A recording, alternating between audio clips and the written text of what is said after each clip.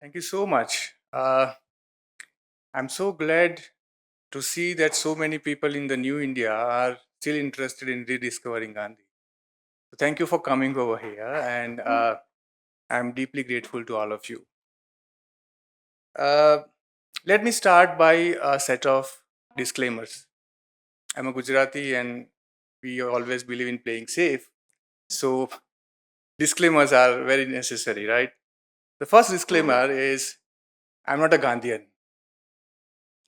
uh, like many people in the audience know that to be a Gandhian or to be an associate of Gandhi or to be eligible to be an inmate of ashram in Sabarmati, the person was required to follow 11 vows that Gandhi had prescribed. And when I was a student in a government school in a Mofusil town in South Gujarat, we used to sing this prayer of Satya, Hinsa, Chori, Nakarvi on daily basis, right? It's a different matter that our teachers didn't tell you what the prayer meant, right? But still, so the last line of that prayer is very significant. And the prayer says that, E Agyar Mahavrat Samji, Namra Pane, Drad Achava. So consider those 11 great vows and follow them with humility and firmness. Now, over the years, I've realized that I neither have the humility nor the firmness to follow even the half of those 11 vows with any measure of consistency or honesty, right? So that's the first disclaimer. Second disclaimer is I'm not a Gandhi scholar. So, whatever little I know about Gandhi's life, his values, his presence in the emotional world of Gujaratis and Indians at large, comes from the wonderful work that Dr. Ram Guha has done, or my friend Tridip Saharud has done, or uh, like this Uma Dhupelia and Vinay Lal and so many of them, right? So I'm not a Gandhi scholar, so that's a second disclaimer. So who am I then? I am a common man, a simple middle class person who has just happened to finish the translation of a book in which Gandhi is an overarching presence. Uh, I'm also a person, a common man who is worried most of the time about my post retirement financial planning. But I'm also worried about the kind of the country that I will leave behind for my daughter to live in, flourish in, etc. So the question is that there have been hundreds and thousands of books on Gandhi, right? Where is the need for one more book? So I think the third disclaimer would be this book is not a book on Gandhi. It's not a book on Gandhi. And the author Prabhudas Gandhi, who is Gandhi's grandnephew, writes in a preface that, and he presents to us a very sort of edgy and educative dilemma about the genre of the book. He says that I can't call this book an autobiography because I've not done anything in my life to deserve an autobiography, right? So I'm such a simple, such an insignificant person that I cannot write an autobiography at this age. He was 22 then. Uh, then he says that I do not have the discipline and the rigor of a historian to be able to, or even to think about attempting an autobiography or a biography of Mahatma Gandhi or Maganlal Gandhi, or a story of Satyagraha, or a sort of account or a story of Phoenix settlement, etc. etc. Right? So he clears all those grounds very efficiently. Finally, he says that this book is at best a Purana, and he calls it Phoenix Purana. Now, I think this is a very brilliant move on the part of the author, because in different traditions of Purana, we have got one Purana called Sthala Purana, right? So Phoenix is a place and he calls it a Sthala Purana. Now, Sthala Purana, as the name suggests, uh, weaves in legends, symbolism, lore uh, about the origins and traditions of a particular place. It's considered sacred by the people, generally a temple, but at times the place is also a river or a mountain, and it goes on like a town or village. So, at a time in our country when people are all hung up about the sthala of temples in different parts of the country and all concocted legends about those sthala, I think Prabhudas Gandhi prods us to think about an alternative idea of a temple which is the Phoenix settlement, where Gandhi undertook experiments in truth and nonviolence, right? And this was the kind of the truth which crossed the boundaries of place and time. So the truth that Prabhudas Gandhi presents to us is a truth which talks about certain normative human values which cut across different sthala and different samaya, right? So uh, that was a third disclaimer, and I think now the question that I need to respond to is, why should you buy this book or why should you read the book, right? And for that, I think I have written a small statement, and I think I would like to read the statement to you because while talking extempore, I might sound incoherent. Being a poet, I have a tendency to jump from ideas to ideas. So, in the interest of comprehensibility, let me read this statement out to you. The statement is divided into four sections. Of course, the statement is grounded in the book itself, right? So I'll be quoting and drawing ideas from the book, but it also transcends the textual limit of the book, and it also talks about the contemporary India and the social and political situation we are living in. So the talk is divided into four parts, and the first part is Phoenix as an antidote to the pandemic of desire, right? And you'll come to know when I talk about this different section in detail. And the second section is Phoenix as an antibody to the virus of otherization. And third section is Nai Talim, a new pedagogic vaccine.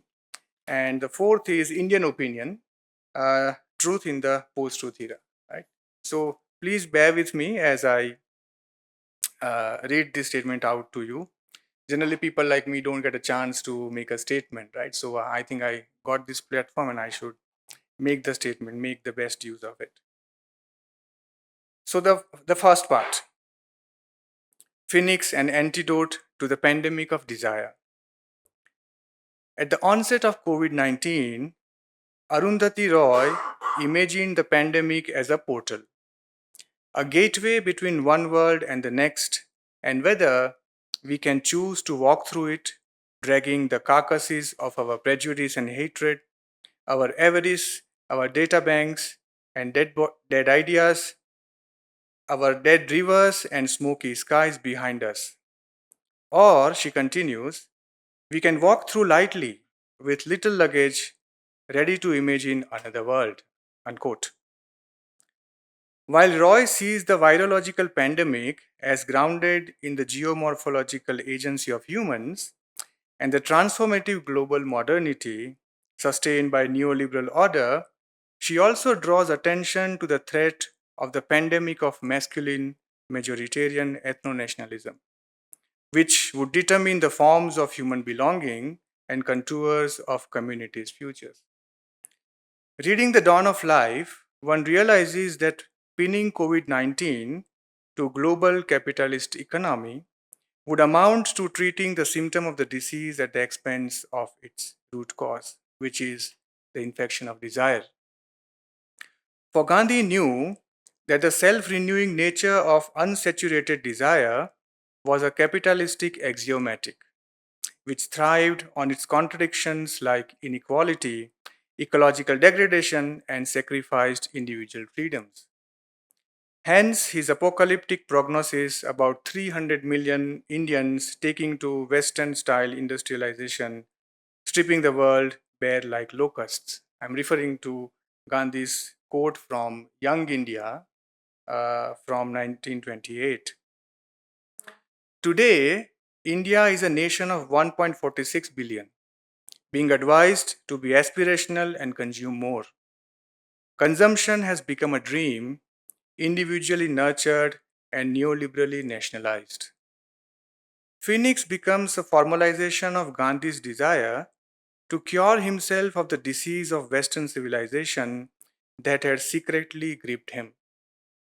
The idea of founding Phoenix, in Gandhi's own telling, was triggered by his overnight reading of Ruskin's Unto This Last on board a train from Johannesburg to Durban.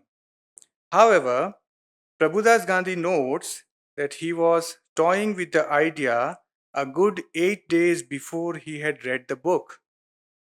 On his visit to Tongat, where the small orchard right behind the family shop took his fancy and led him to wonder, and I quote, rather than wasting one's life under the strain of shopkeeping, wouldn't it be more gratifying to procure bigger piece of land and engage full time in agriculture? Quote.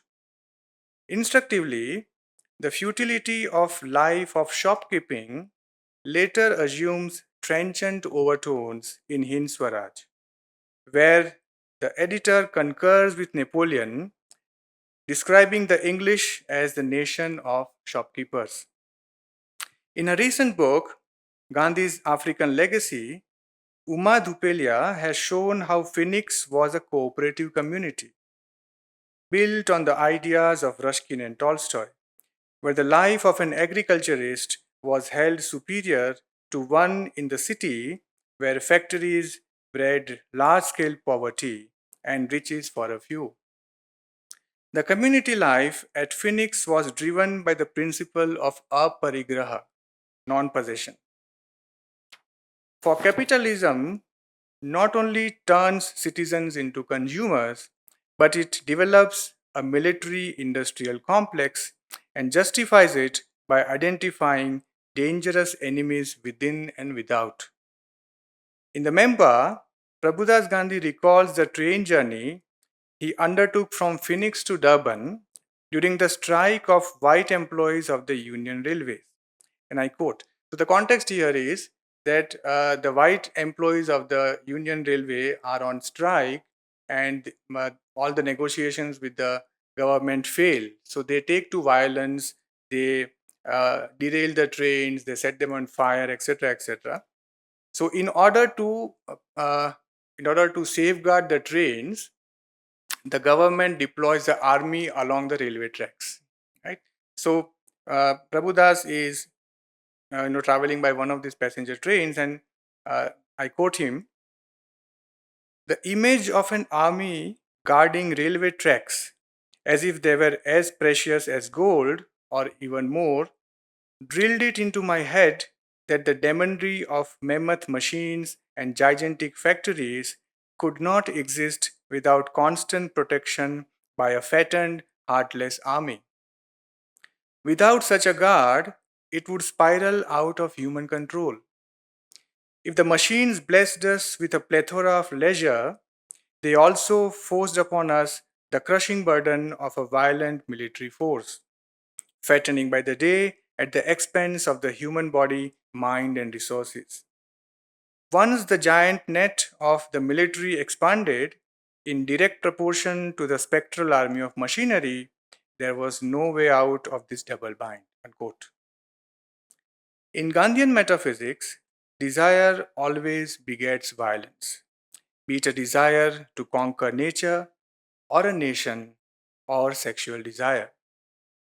His experiments in brahmacharya and dietetics are to be seen in this larger frame of reining in desire to undertake seva and satyagraha. The way he locates severe dietary restrictions against the backdrop of the desire, and I quote, to fit in with the crores of poor people who often went on empty stomachs or survived on just one meal of thin gruel daily, unquote, is ingenious and fascinating. How can one frame this abjuration of desire if not as a precondition to cosmopolitanism? Second section, Phoenix antibodies against viruses of otherization. The way the biopolitics of nationalism, the bogey of Islamophobia, and the politics of caste class inequities conditioned the neoliberal state's response to the pandemic is a matter of hideous history now.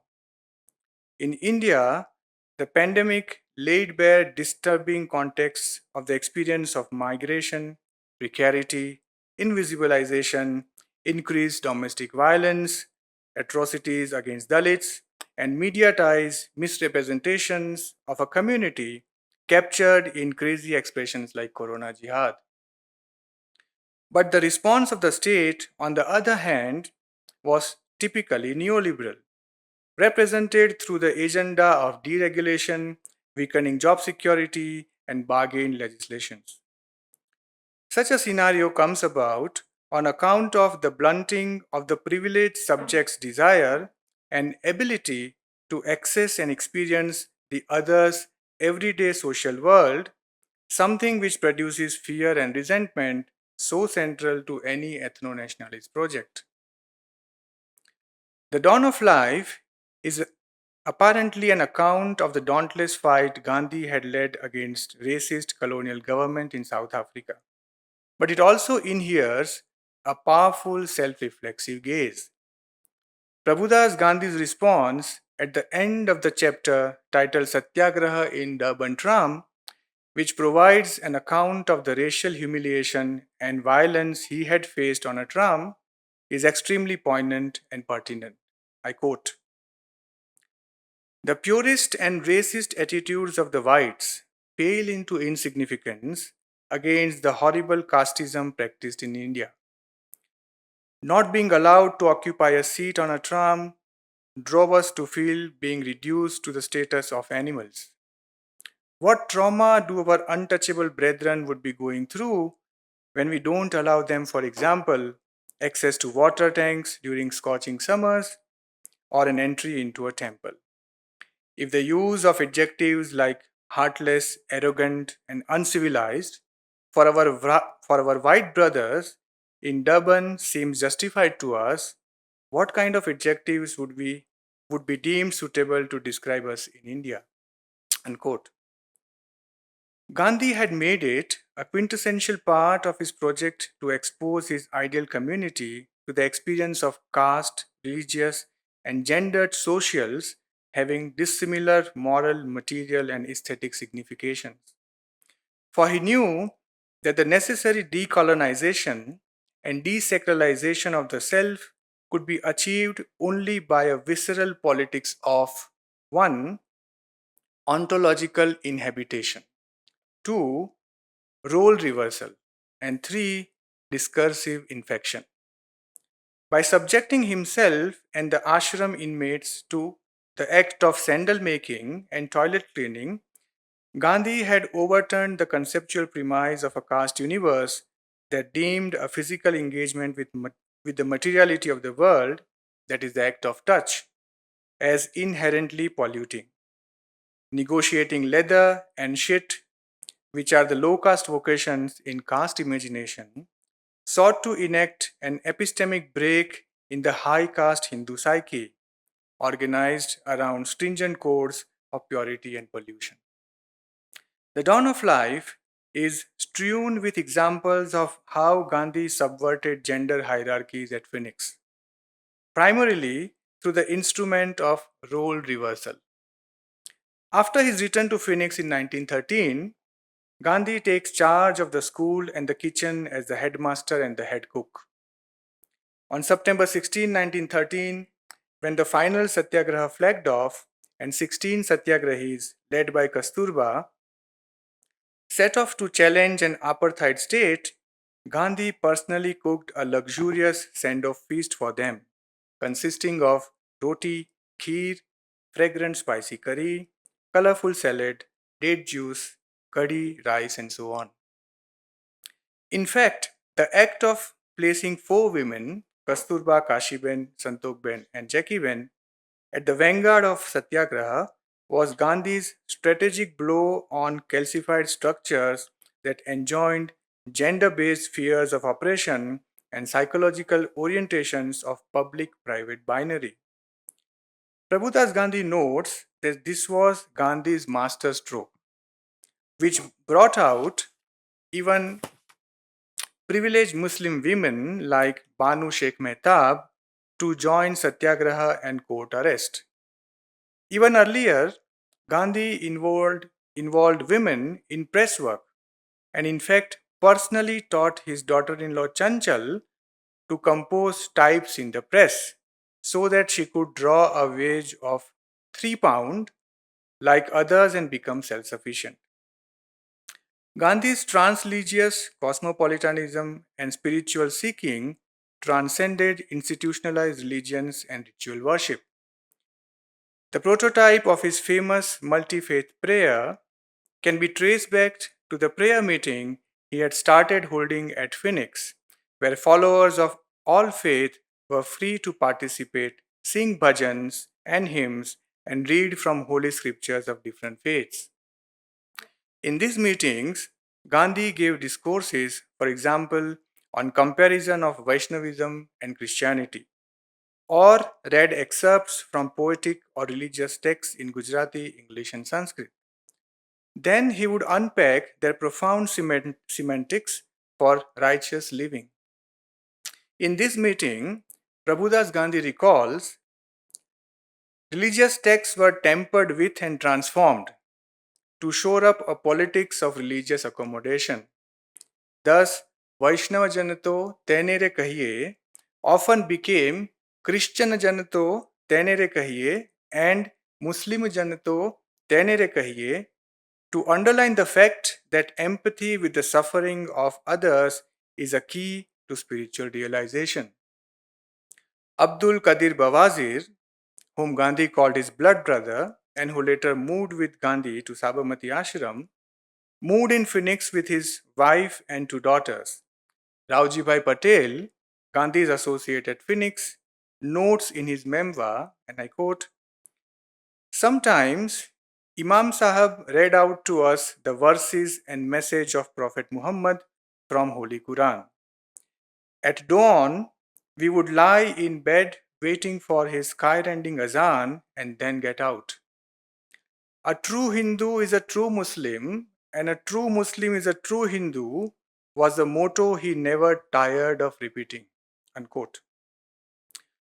What is dubbed blasphemous today constituted a secular spiritual outlook of ashramites at Phoenix. It was an ontology of a community where interreligiosity of this kind didn't make for profanity, but spiritual maturity and merit. Reading through young Prabhudas's conversation with the Parsi gentleman Rustamji Sheth, one wonders how crucial an exercise in religious comparatism is to the cultivation of a child's moral universe. Rustamji says, and I quote, "Just as you have Janeu and evening prayer, we have Kusti and morning prayer. You wear Janeu across the shoulder, we wear the Kusti around the waist. Our religion mandates wearing of Kusti, a sadra, and a cap round the clock, even while sleeping." Unquote. Third section, Nai Talim, a new pedagogic vaccine. As a post-colonial nation, India has failed to decolonize its educational institutions from the colonial model of education that is embedded in killingly desperate cultures of cracking exams. This has led to a scenario where a student dies by suicide every hour in India. Today, neoliberal education in India struggles with the neo fascist goals of attaining techno scientific progress and regaining lost cultural pride. This contradiction was recently enacted in an Uttarakhand based university where a large group of students protested their fellow students' act of praying on campus. Prabhudas Gandhi calls Gandhi's experiments in Nai Talim the greatest and the grandest of all he undertook in his life. Student centric approach, dignity of physical labor, vocational training, multilingual education, a holistic development of mind, body, and spirit, and instilling inexhaustible ethical spiritual stamina were the hallmarks of Nai Talim that gave the students remarkable cultural self confidence to sacrifice their lives for the cause of justice, equality, and truth. One of the earliest experiments in this regard dates to the second phase of Satyagraha struggle when Gandhi decided to billet children of the jailed Satyagrahis in the families on the settlement.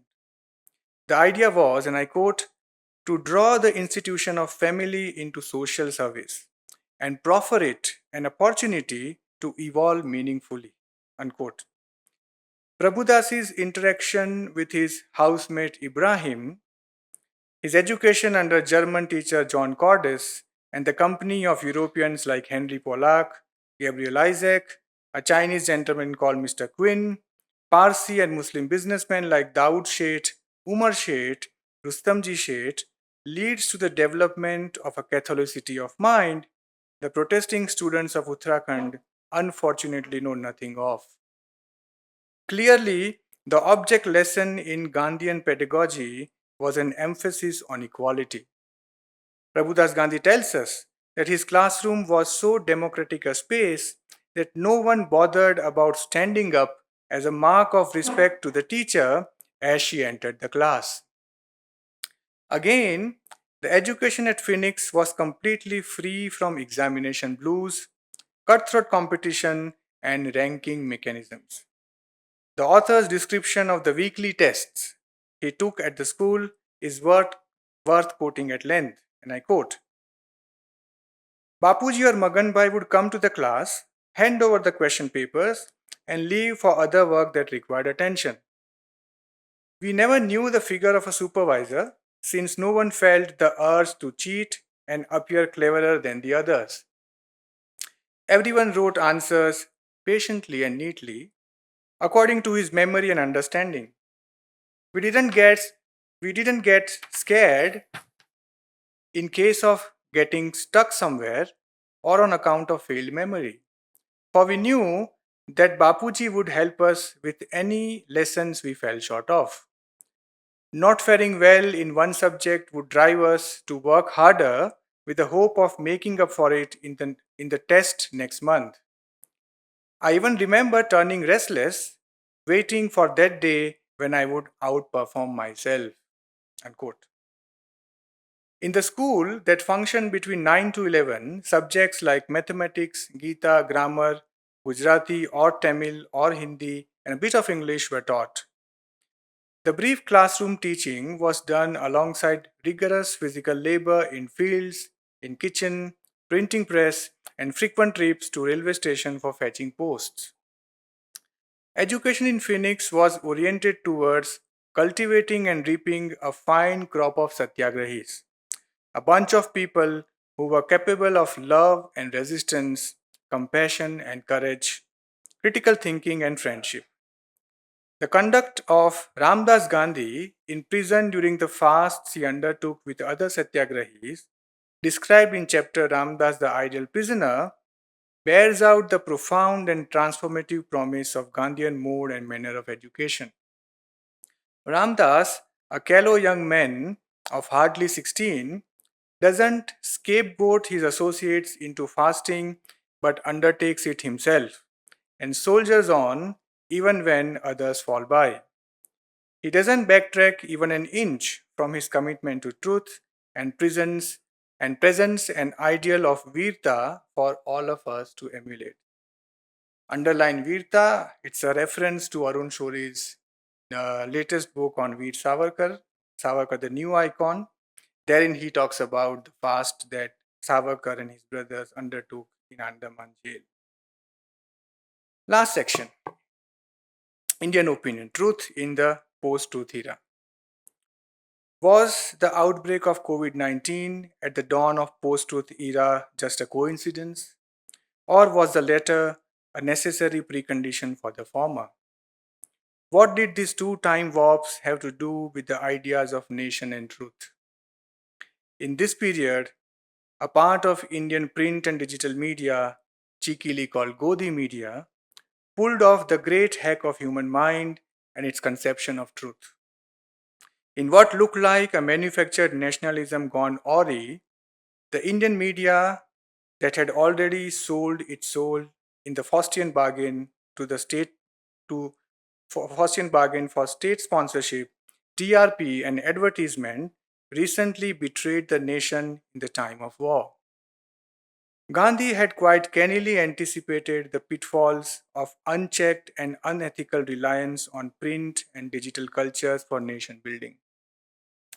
Realizing how important it was to keep truthful reportage and public sphere free of commercial and other vested interests, Gandhi had decided to stop carrying any advertisement in Indian opinion in 1912. Responding to Prabhudas's query, Gandhi says, I quote, printing advertisements for memory is a grave error we have committed for quite long. We have no means of ascertaining the veracity of the claims made by the shopkeepers about the quality of their products. If they are of poor quality and we still keep promoting them, it amounts to deception. Again, nothing can justify advertising things we don't use but tempt our readers to purchase. Unquote. Through this move, Gandhi not only betted for independent and educative journalism but also drew the subscriber into his ethical project. That's why he admits in his autobiography later, and I quote, Satyagraha probably would have been impossible without Indian opinion. Unquote. The weekly had impressive intellectual breadth, bracketed by an intersection of empires, races, religions, as well as black cultural traditions, local news, and satyagraha.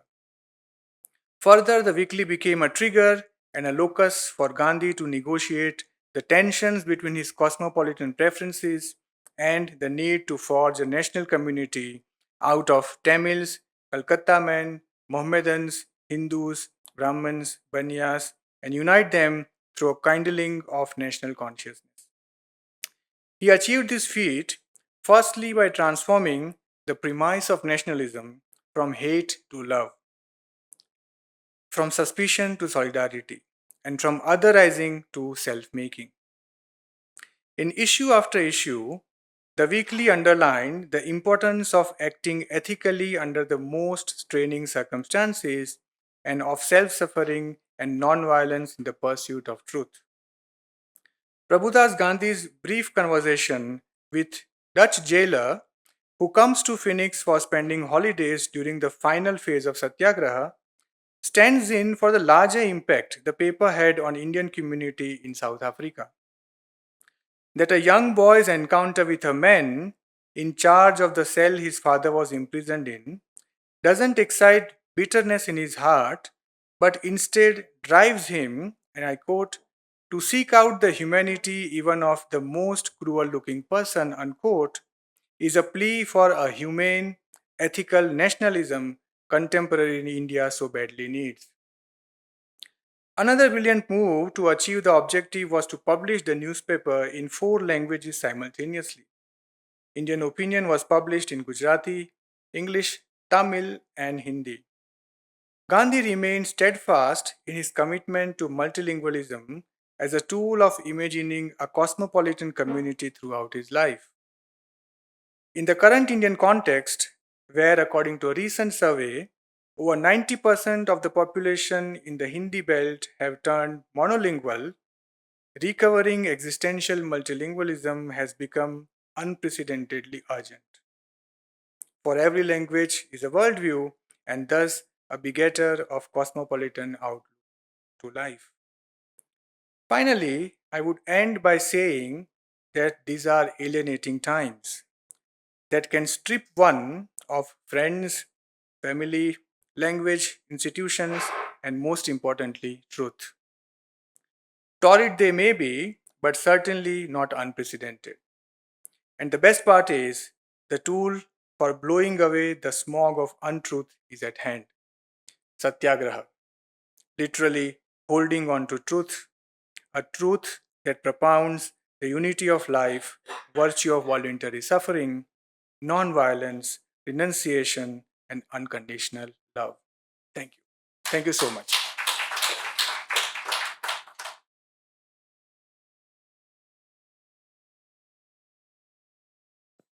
Thank you, Hemang, for your statement. I think it puts the book very much in context. It tells us what Dawn of Life is about and why it is relevant today.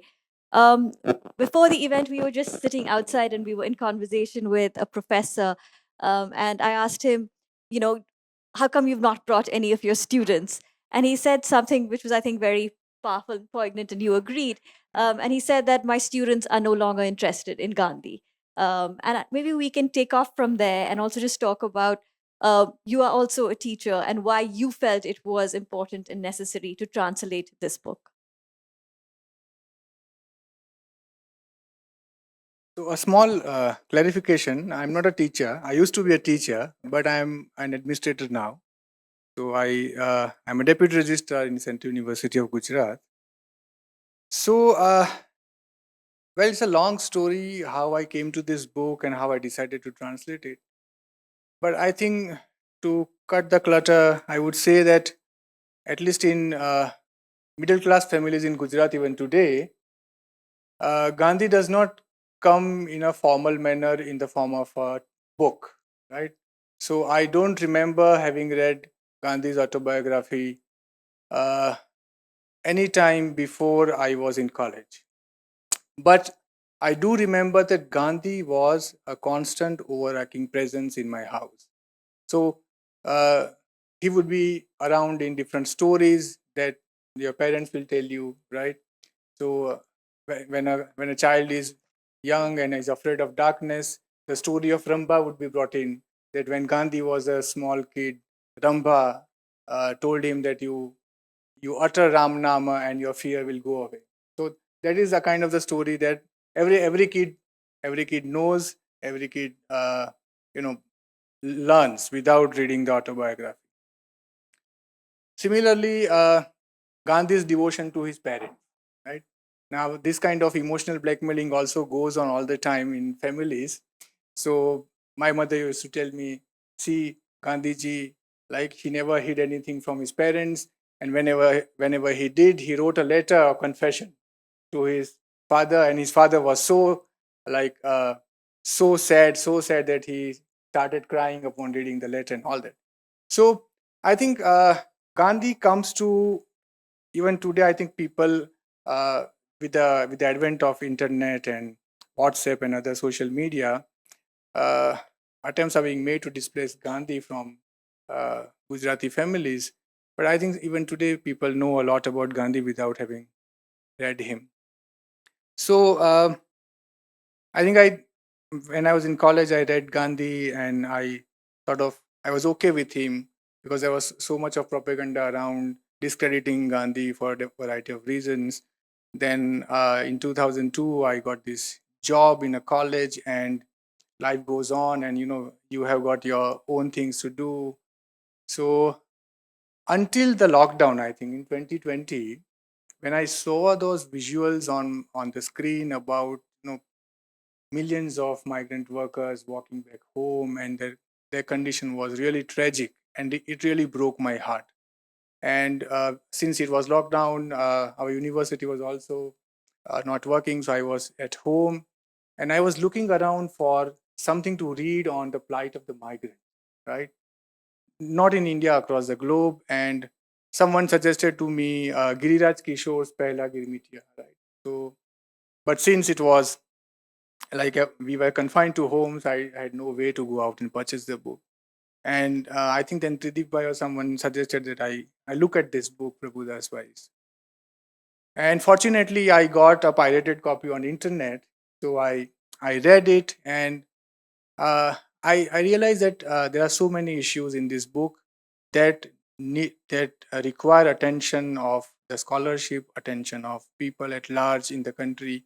so as to do a sort of course correction in the way Gandhi is being seen and uh, being understood at that point in time. But then lockdown was over, and like I forgot about Prabhudas Bhai's book until this New India Foundation call for applications came up, right? And like some of my friends pressed me to apply, and they suggested that this is a good opportunity. You would not be able to do this book on your own without any financial support from outside, because my job for what it is around 8 to 9 hours a day, right? And I even my weekends are full and all that. So this fellowship gave me the leeway to sort of go on a sabbatical, self-proclaimed sabbatical, because it was leave without pay basically. But then I got the time to work on the book, and that's how this book finally came about. The book is essentially it was serialized and it was then published, so it's short entries. And in the translation or in Dawn of Life, it's very conversational, right? Like one can kind of go through it very easily. Was the original text like this, or was it in a more serious language and then you have kind of made it more conversational? So I think the genesis of the book is very interesting. Like uh, in 1922, when non-cooperation movement flags off, all the elders in the Sabarmati ashrams are either in the jail or working in the fields, right? So Prabhudas Gandhi was a student in the national school at the Sabarmati ashram, and he was editor of this handwritten journal called Madhpudo, which is beehive. And he tells us in the preface that so many people, so many elders had promised articles for this handwritten magazine, but all of them were either away or too busy to give articles, right? So he said that I thought about filling the pages by uh, writing about my experiences and my reminiscences of Phoenix. So so far as the language of the book goes, Prabhudas Gandhi was a Gandhian himself, right? And Gandhi had a Gandhi had very categorical views about the kind of the language to be used in literature and other kinds of writing. So Gandhi famously said that any language which does not reach the masses is not a language worth following, right? Worth using. So the language of the original is very readable, right? There is a literary quality to it, but then it does not come out in terms of the language, but it comes out in terms of the symbolism, the imagery, the descriptions, and all that. So I don't think I had a lot of trouble rendering the book into English and make it more readable or something like that. But there were other issues and other challenges. I think we'll talk about it in a separate question, right? You can tell us the challenges. Challenges right now. Okay. So I think I have my doctorate is in translation studies, and I have been studying the concept of translation and the practice of translation for around 25 years. And in our discipline, whenever people talk about challenges of translation, the challenges are generally reduced to linguistic challenges of translation, finding the equivalence to the words, or cultural challenges. Some of the words are not there in English language. For example, English does not have a memory of caste, right? Or English does not have an equivalent for the word like tapa and sadhana, etc., etc. So how do you translate them and all that? So I've been translating for around 15-20 years now.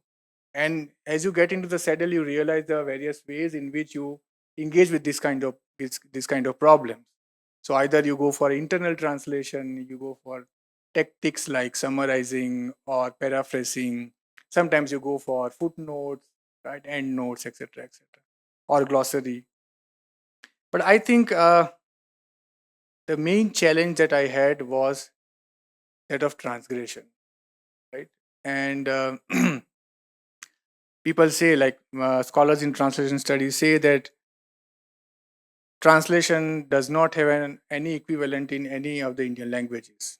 It's a foreign term, and in its etymological sense of carrying one text from one language across the boundary to the other language, In that etymological sense, translation does not have any equivalent. And I agree, right? We have words like anuvad, and tarjumo, and sar, and vashantar, rupantar. But of late, I have been feeling that translation does have an equivalent in Indian language. At least in Gujarati, it has, and I call it simo langan, sima ullangan, right? So it is breaching the border, and I think this was the greatest challenge when I was deciding which book to pick up for proposing to NIF, because so far this is my personal conviction or whatever it is, but so far I have only taken up texts which are transgressive in it, which breach the boundaries of established discourse, set traditions, orthodoxies, and similar such things. So in this particular book there are multiple transgressions happening, right? And these transgressions are not happening at the level of language or culture, but they are happening at the level of ideas and discourse, right? So there is a full chapter on toilet cleaning in this book. It's a very long chapter, and the chapter is full of scatology. There is a lot of talk about latrines, dry latrines, negotiating shit, how to clean the latrines, how Prabhudas himself, along with Devdas Gandhi, cleaned the toilet, and how taxing the whole ordeal was to them. Now, that kind of scatology, when I was translating it, I thought for a while that this would be too much for the reader to negotiate, to engage with, right? Because our our literary tastes and sensibilities are so middle class and so upper caste at times, are so Brahminical, that we cannot engage meaningfully with a text which evolves into an alternative poetics uh, of Gramya, of Ashleel, of Chuti Samskara, etc., etc. For us, even today, the ideal poetics is which is rooted in Dhwani and Auchit. So these are different kinds of challenges, right? So this was one. There were also others like uh, how to talk about Prabhudas's relationship with Fatima, Imam Saab's daughter, right? And should I translate it up to make it more pronounced? Because in this particular case, I was trying to make a statement that Phoenix was a sort of a laboratory where interreligious relationships were not frowned upon, right? So there is always a temptation to translate it up, do it more than required, etc., etc. And these kind of challenges, I think, uh, are more pertinent in the field of translation studies to be explored than the challenges of language. You mentioned the toilet chapter, and we were also talking about it before, and it is an unsettling read, right? And that's what you wanted it to be. But also, it's an important chapter in the context of Gandhi's work itself, because I think it's important to remember that Prabhudas was 12 years old when he is carrying buckets full of night soil and when he's engaged in this work. So maybe we can talk a little bit about just placing it in a larger context, and for you, why this it was important to have it in very vivid detail in a way. Yeah. So, like in my talk, I touched upon this issue that uh, Gandhi was trying to subject the self to the experience of the other, okay, in order to bring about transformation of consciousness.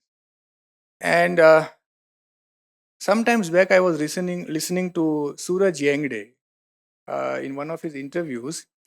He said that I bet you cannot look at your own shit for 10 seconds, and it was profoundly meaning for me. Yes, we people cannot look at our own shit for 10 seconds, right? We just turn our gaze. So he says that think about a whole cross section or a whole community of people who have been forced to negotiate shit on daily basis for thousands of years, right? So I think I wanted to talk about the politics that Gandhi had and the politics of ontological inhabitation that I just mentioned, right? Unless and until you inhabit the experience of the other, be it a Dalit body, be it a woman's body, be it anyone else, a Muslim body. Once you place yourself in the place of that person, uh, then things start looking different. And like I have personally undergone that kind of a transformation, right? And it's not a place to talk about it, but in my forthcoming book on translation theory and practice, I have at length talked about how that kind of transformation comes about when you put yourself, place yourself into the position of the other. So I think people even today believe that Gandhi was, or Gandhi was a casteist. Or let me qualify it by saying that my Dalit friends who are writers, Dalpat Chauhan and others who have translated, they still believe that Gandhi didn't made any reference to the ills of untouchability and casteism in Hind Swaraj. Through you read the whole of Hind Swaraj, and he does not mention any of this entire practice of casteism. So I think my response to that kind of argument is that Gandhi was already thinking about the the ills of casteism, the practice of untouchability, and he was seriously thinking about the different ways in which to engage with this kind of practice and how to bring about a change in the consciousness of the upper caste people, right? So I think that was the politics that I wanted to project while I translated that chapter. And even in the introduction of my book, I have touched upon this issue, right? So generally, translations or translators through introductions, through other paratextual devices like footnotes and others, and epilogue and prologue, try to ensure a particular kind of reading of the text. So I have tried to do that in this particular introduction of mine as well. And I hope that uh, people will revisit their understanding of Gandhi's ideas on caste, especially before he comes back to India, right? In the South African phase, people still believe that Gandhi was out and out caste. He didn't give a damn about what was the condition of Dalits in India or elsewhere. So, if you permit, I would like to read a part of the chapter, yeah, to give you a sense of what actually went into that whole practice of cleaning dry toilets, and how transformative it could have been for a young boy like Prabhudas, how transformative can be for all of us. We practice in our own homes and elsewhere.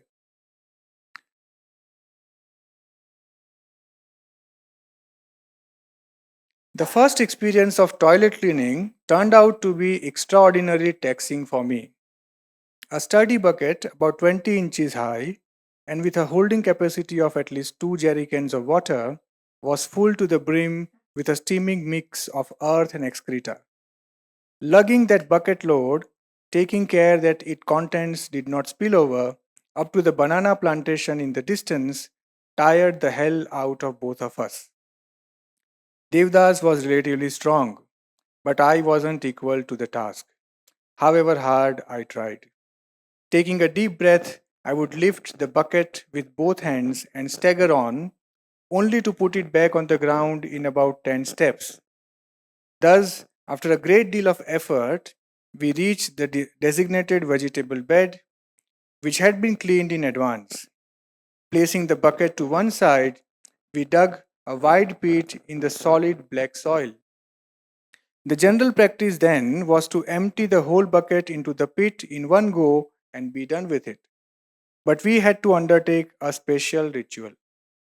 Like the white population in South Africa, many inmates in Phoenix wiped themselves with toilet paper instead of washing with water. The bits of used tissue paper were mixed up with the other contents in the bucket. We had to pick out the bigger pieces with our bare hands. With turned up nose and breath held in, we segregated the tissues with great attention and buried them in a separate pit. As we knew, paper took about a year to decompose. Then we poured water into the bucket and began to stir the semi liquid mixture with the help of a spade. After stirring the batter for around half an hour, once we were satisfied that all the matter, the earth, the excrement, and the tiny bits of paper had become inseparably one, we tilted the bucket, slowly poured the syrup into the pit, and spread it evenly before covering it up with a thick layer of dry earth. It was only after tamping down the earth that we felt life come back to us. From the moment we had started stirring the steaming bucket, it had begun to give off a gut wrenching stench, like the one emitted by a night old curry of rotting cabbage or radish. My head had begun to split, and I felt I would throw up in no time. Thankfully, the presence of earth in the concoction took the sting out of the stench to some extent. Otherwise, the smell of churning excrement and water would have been simply unbearable. After smoothing mud over the damp ground, we mustered the courage to open our mouths and talk. How could Bapuji tolerate this stomach turning exercise of dealing with night soil? I asked Devdas. His nose is very weak. Thus, the reek in his case becomes less oppressive. Devdas reasoned. That was the first time I learned that Bapuji's sense of smell was somewhat blunt. Thank you for that, Hemang. I think I want to sort of move the conversation a little bit to Prabhudas's character himself, right? Because he emerges, he's always self-deprecating, and I think he's kind of physically weak, and he's also, I think, just less confident. And I'm just going to read a line that you have written: taking autonomous decisions, speaking confidently, taking leadership, challenging someone, such things that others take for granted, ran contrary to my temperament. In every single field of life, while discharging my responsibilities, I have been soft and spongy, like offal, someone who could never push or cross boundaries. Can you talk a little bit about him and just how he emerged to you through your translation and through this book? So, like when I was translating the book, I was sort of having a sense of deja vu because I was finding myself all the time in the character of Prabhudas. Like when he says that he didn't like mathematics and his mother used to uh, make him sit in the kitchen while she was cooking, and the whole of the afternoon the other boys in the settlement were playing and he was not allowed to go there. And uh, his his problem with English language, uh, his problem with articulation, and there were other kids who were smarter than him on the settlement, right? So there is this self-denigrating tone in the book throughout, and I think the book is very important to understand the child psychology also.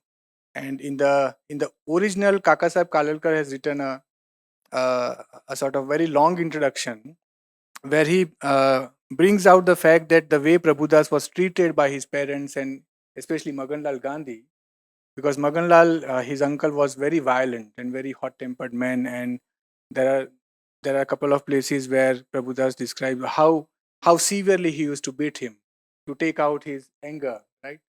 So, uh, so it's a sort of an object lesson into child psychology.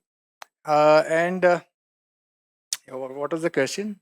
About just his personality, about creating him, and Yeah, who you saw and yeah, what you saw. yeah. So I think throughout the book, Prabhudas tells us that he had been a sort of a loser, and like uh, his brothers, like his cousin uh, and his own brother, were better than him at everything, at games, at study, etc., etc. So I don't think I had to sort of vindicate him in any way by saying that he was, because he himself vindicates himself by writing 600 tome in a in so powerful a language in such a wonderful way, and he proves himself to be a great scholar.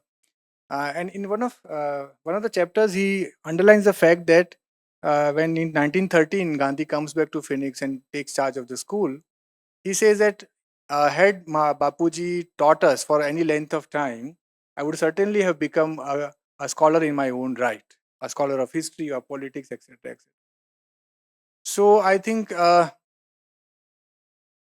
don't know how to see this, but even in the preface, he says that I have done nothing in my life to deserve an autobiography, right?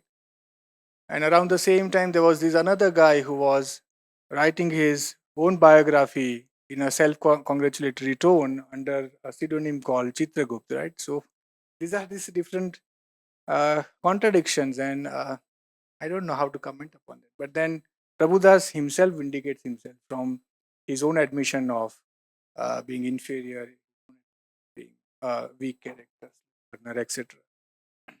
You mentioned the uncle, and there are these very sort of again harsh accounts of the corporal punishment, where he's like Yeah, Prabhudas is literally tied up to a table, etc. But then on the other hand, there is someone like Gandhi who emerges as a loving father and a loving yeah, husband. And maybe we can talk a little bit about just that aspect of his, because I think again, like we were talking about how in the later depictions he's seen as, he gave his life to the country, ignoring his yeah, family, right? Like yeah, that's another sort of yeah, yeah. perception. So maybe we can talk about his Yeah. So filial I think aspect. in Gujarati, there are very few accounts of the life and the character of Maganlal Gandhi. So I think this is for the first time that people would be able to read a lot about what the man was and uh, how he was crucial to the struggle of Satyagraha that Gandhi waged in South Africa. Eventually, when he comes back to India, becomes the manager of Sabarmati Ashram. Unfortunately, he dies pretty young and all that. So Maganlal Gandhi, despite being very violent and all that, eventually in the narrative, Prabhudas tells us that he realizes that he has behaved so badly with Prabhudas.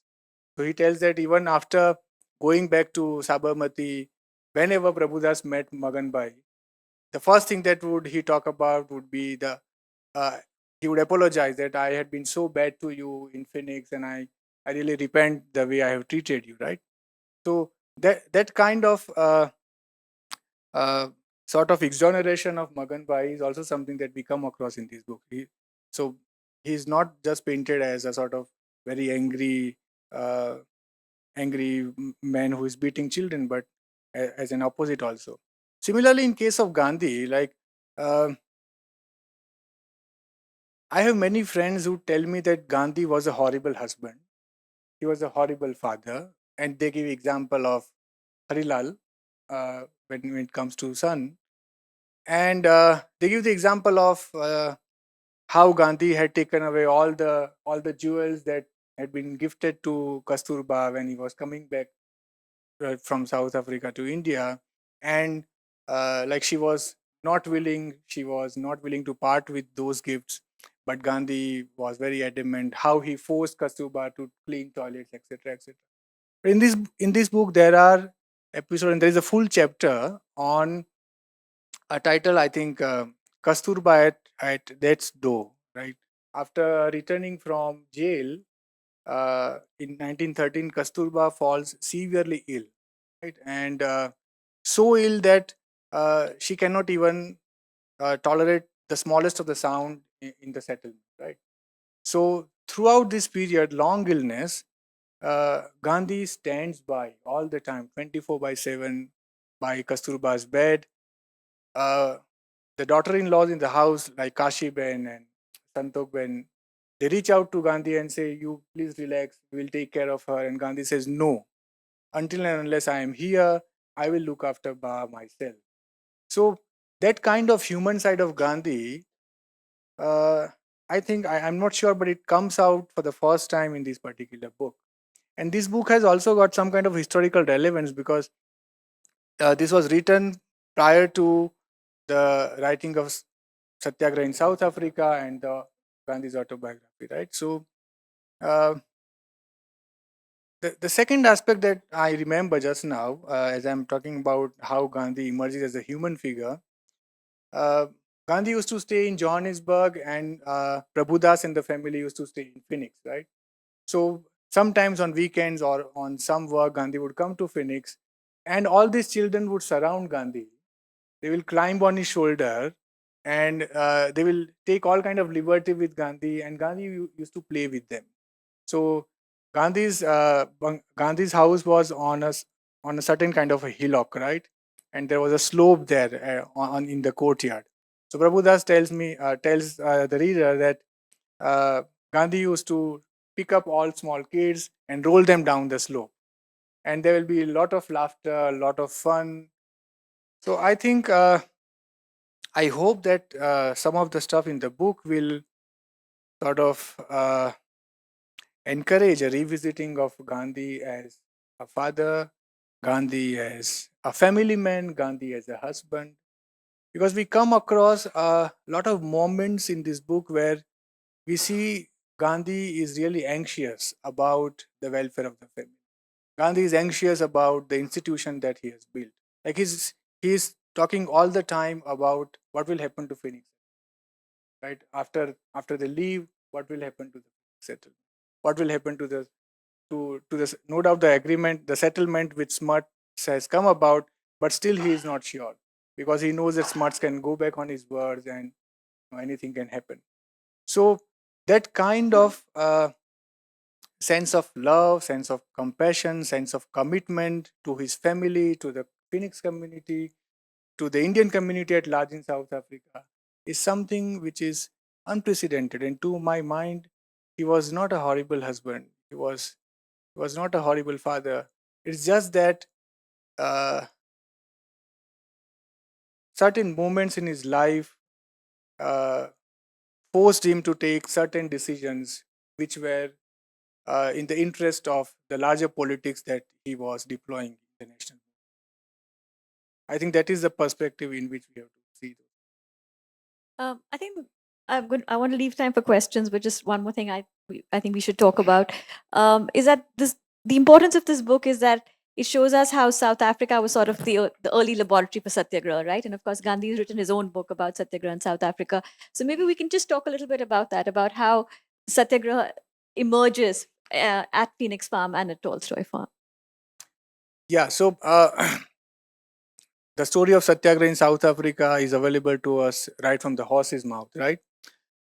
But I think we, like all of us, know that the South African government, the colonial government, was racist, and Gandhi becomes aware of this racism right after 1893 when he goes to South Africa. He's thrown off the train, and the initial years Gandhi spends in writing petitions and writing letters, telling them to relax the laws and to change their minds about the nature of the Indian community, right?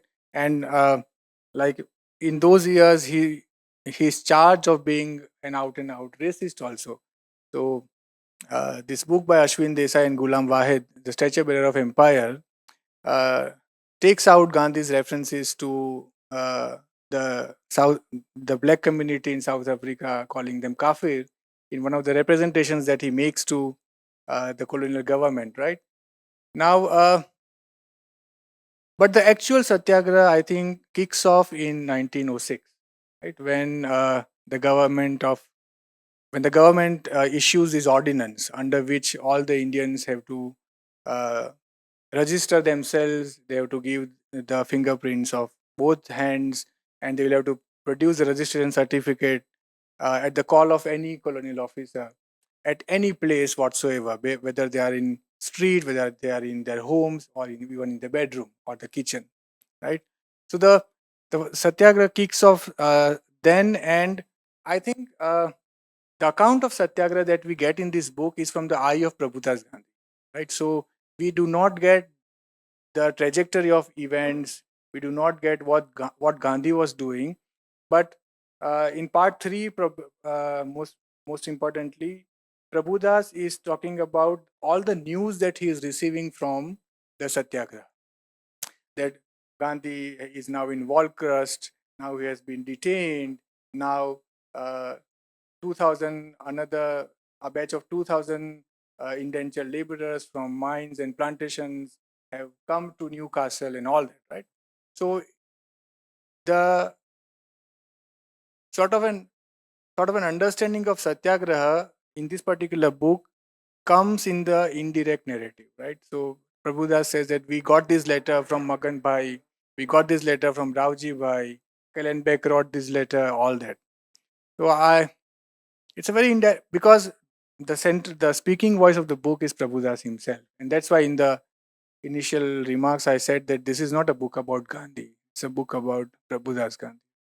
So we do not get a lot many details about what is actually happening on the ground, but Prabhudas tells us that they have been receiving this kind of news, and there is this one. Yeah, I should speak about this wonderful chapter called "At Gandhi Maharaj." So many of the indentured laborers that have been either kicked out of the plantations, or uh, they have left the plantations on their own, are Tamil people, right, and people from Kolkata. So uh, once they are thrown out, they have nowhere else to go, and some of the plantation owners are paying for their blood, because their collieries and the fields are left to their own devices. So a huge chunk of these indentured laborers come to Phoenix Ashram in 1913, yes. And this is a 100-acre farm, and there's a lot of space. But then Maganlal Gandhi, Prabhudas Gandhi, Mr. West, and a couple of others are the only people who are supposed to look after this entire crowd of people, right? And Prabhudas uh, narrates this whole episode in very interesting ways, like how as a kid he was running from pillar to post, instructing these poor people who have had nothing on their way to the settlement, and asking them to just relax, and food and water will be given to them, and how food is also in shortage. So food for these people is coming from Durban, right? And uh, apparently there are many such places where indentured laborers have gathered, right? So Phoenix being one of them. So the food is also in short supply at times. And how I forgot the name of this character who was into the business of dispersing these food grains to people for them to cook a khichdi or something like that. And he really picks up a fight with the people who come to provide these provisions. Says that uh, how are we going to uh, cater to all these people with so less supply, right? So that chapter is also interesting. I think, does that address your question? It does. And I think it's in the same chapter when he's actually sleeping and he thinks the ocean is approaching and it's the sound Yeah, of the people. yeah, And it's a very sort of memorable description, because he's a child and, he doesn't yeah, know what's happening. And he's like, oh, has the ocean's kind of reached us? yeah, yeah. And it's But actually it's a all these crowd of people people who are who coming, are and they're entering. murmuring, and their footsteps give him a sense that it's the ocean which has come closer to it.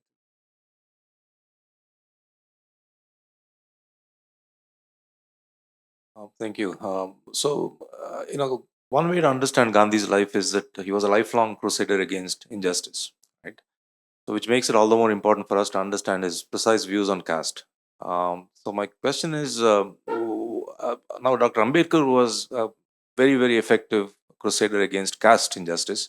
So, what accounts for Ambedkar's apparent hostility to Gandhi? And did Gandhi agree with Ambedkar's view that only the acquisition of political power can lead to the emancipation of Dalits from caste oppression, or did he have other views? Well, I'm not a Gandhi scholar, so I think I'll request Professor Ram Guha to respond to that question. Well, I see. It's this is a book that ends in the narrative of the book ends in 1914. Correct. So, and of course, Ambedkar comes into Gandhi's life 15 odd years later. So, I don't think it's appropriate to discuss it here. But I can make a book recommendation since this is I'm really looking forward to this book. But anyone here who, including you, sir, who wants to read a subtle, nuanced, and short account of the Gandhi Ambedkar debate should read D.R. Nagaraj, the late D.R. Nagaraj's book, The Flaming Field. So I would recommend that strongly to everyone. But since I have the mic, I wanted to, say how much I'm looking forward to reading this book. And I mean, I won't go into questions about because I haven't read it yet, so it's not appropriate. But many years ago, Hemant, Navjeevan brought out a short book called My Childhood with Gandhi. And that must have been a sanitized version of this. So tell us a little bit about the publication because I remember I had that book, I read it, and I may have taken a couple of facts from it. But that was 80, 100 pages? Utna hi? Huh? 250. So about 250, one fourth of this, one third. So who and how was it sanitized? Who brought it out? That would be interesting because that is yeah. Yeah, so actually, Who did the translation? yeah, so Devdas Gandhi was with Hindustan Times, right? Around the time when the book came out. And he thought that it would be interesting to serialize this book in chapter format. And he got, I think, I forgot the name of the translator, but he got a couple, media couple, who was into, mm, I really forgot the, yeah, I should ask. No, I have that copy with me, and I know who are these guys. So, yeah, so because in newspaper they have this limited space, right? So the word count issue and all that. So in the NIF application that I had made, I had submitted this chapter on toilet cleaning and said that this entire chapter is missing from that book. So eventually Navjeevan was very keen on getting the whole book translated, but then they didn't get any to translate it. So they compiled all these articles which appeared in Hindustan Times, and then a very slim version of the book was published. But As I really it may take me some time, but thank you so I much. think just for for everyone here, uh, what Hemant has done is very important in its own right because it's a formative period of Gandhi's life and it's an eyewitness account by someone who lived there as a child. But I'd say this, and I think Hemant will completely agree, in what he has done with Prabhudas Gandhi's memoir complements what Tridip Surud did with the Manu Gandhi's memoir, which is the end of Gandhi's life, which is also only available in Gujarati, like this book. So even though I've spent many years working on Gandhi, I don't read Gujarati.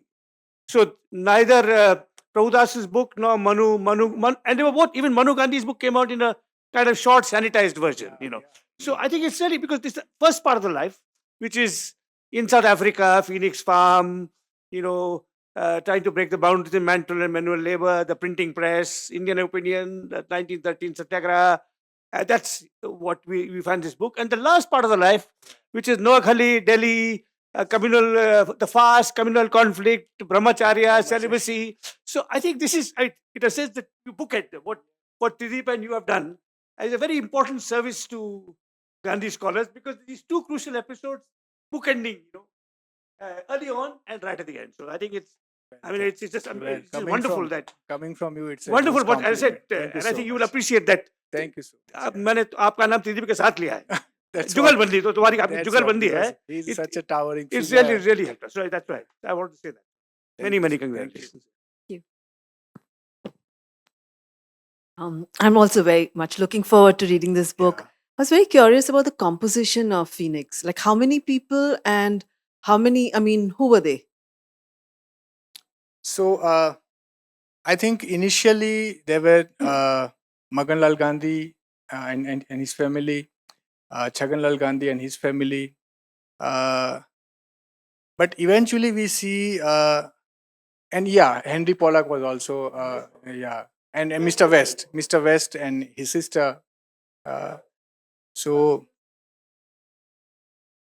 Parsi Rustamji does not stay on the settlement, except for once when he was terribly ill, and Gandhi tells him to go to the settlement for convalescence, for recovery, right? So at that point, for around 6 to 8 months, Parsi Rustamji stays on the settlement, right? And about Imam Sahib and others, they come pretty late when the when the Satyagraha struggle is towards the end, like the final settlement is about to happen, and Imam Sahib decides that I don't want to do any business, I want to go and join Gandhi. So there are other characters, I do not know who they are, but Prabhudas tells us that there was this another English woman, an old lady, who had built a house on the settlement, and she used to be uh, very angry when the kids used to make noise and go to her house and create some kind of disorder. But these are all unknown characters which I have not read uh, anywhere so far, and I don't know how to ascertain the veracity of who these characters were, or they actually lived on the settlement or not.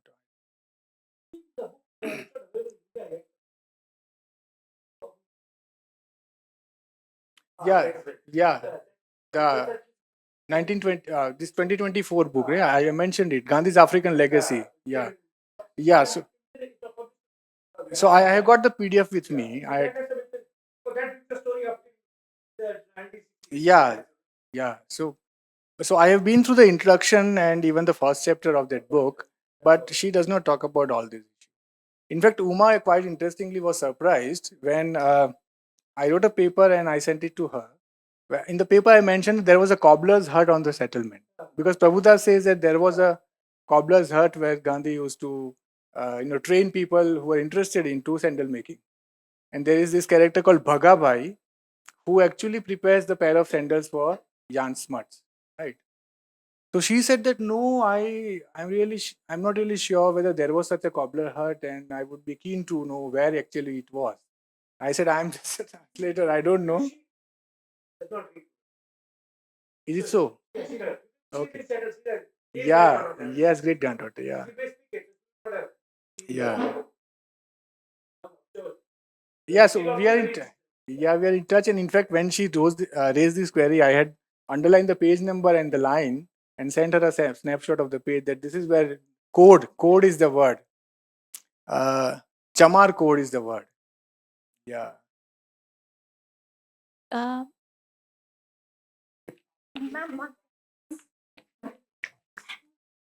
Yeah. Yeah. So I just wanted to know, did Gandhiji develop the whole curriculum? And you spoke about that nobody stood up when the teacher came. Yeah. Now, these were issues which, I mean, respect for the old and things were always very important, as far as Indians go. So, I would just like you to throw some light on that aspect of his school, that they had such a holistic education. Yeah. They were farming, they were doing work in the fields, and they were learning mathematics. Everything was there. So, who sort of formulated this thing? So I Was it don't know only about the Gandhi, syllabus. or was there a group of people Yeah. So who I don't know about the syllabus part and who framed it. But there was this John Cordes who was on the settlement for a long time, and the first school that is started on the settlement for the kids is the Cordes school, right? But then he eventually leaves, and uh, Gandhi is also busy with the satyagraha and all that. So the schooling of the children takes a sort of beating and goes on the back burner for around 3 to 4 years in between. And Gandhi, in 1913, he comes back to the settlement, and then he realizes that now I have to really start the school again. So, Prabhudas does not tell us what was the mechanism of setting the syllabus and all that. But I think the undergirding principle of Nai Talim was the principle of equality. Equality amongst everyone, be it a teacher, be it a principal, be it a student or anyone, right? So, and this this portrays a kind of a very contradictory picture to what we see in today in India, right? I work in a university, and I'm very sorry to say that not even the students are expected to stand up when the teacher enters the classroom, but even the professors are expected to stand up when the vice chancellor enters the meeting room. So uh, I think the new education policy, which makes a hullabaloo about holistic education, and for certain reasons draws profoundly and greatly from Gandhi's Nai Talim. But when you tell them, like the powers that be, that Gandhi was also talking about equality, right? And he was talking about freedom to speak out, freedom to speak your mind. He was also advocating critical thinking. Then they don't have anything to respond, right? So, well, that's the time we are living in. So I think we have time for just one more question. It's a small question, but I think Gandhi was always found to be a paradox by most of his scholars, and some of them you have come across. Likewise, in the impressionable age, whether he has also had an occasion to find him to be a paradox, because he was found to be more political to be a saint or more saintly to be a politician. Like that, it has been mentioned. That is one small question. In the impressionable age, whether this Prabhudas Gandhi could find something like that. Another one is he was this equality part, and he was more enamored by the first mantra of Isavasya Upanishad. He said, even if the entire scriptures of Hindu religion has gone, even that first mantra is enough to keep the Hindu religion for millions of years. That talks about the equality and the belongingness, because the entire thing is not yours, it is someone else's. You are here during your period. So those references were there in that. So, about the contradiction part, I think around this time until 1913, nobody was calling Gandhi a saint, right? Gandhi was a politician while he was in South Africa. So this saint business is a later development. So Prabhudas does not have anything to say about whether he was. And I think this is more of a sort of a personal, loving, affectionate account of a relationship that he had with Gandhi, right? So he does not, even if there were any contradiction in his personality, Prabhudas does not mention. So I think we'll have one more. I just saw one hand at the back. Thank you for the book. I have two questions. One is, what does it mean to think of the other, and uh, how do we understand the other in the Gandhian sense? One is this. And second is, these days we have something called critical pedagogy, and you just mentioned critical thinking. And does Gandhi's Nai Talim resonate with the critical pedagogy that all of us are forced to think in the university curriculum now? Yeah, absolutely. So about the the pedagogy of the oppressed, right? You are referring to the Brazilian philosophers' pedagogy of oppressed, Paulo Freire, right? Is it the one you are referring to? Okay, How after the Frankfurt School, we yeah. need to inculcate the critical thinking. That's one thing that's enforced in social sciences. But every university in India is going through a transformation that the current pedagogy is not adequate. So we need to have critical pedagogy. Yeah. And there is state education policy, there's new education policy by the union government, and Karnataka state is not following the NEP. So there are tussles between, syllabus, Yeah. change of textbook, whose reference would you have, whose article would you have, all of this. So in that.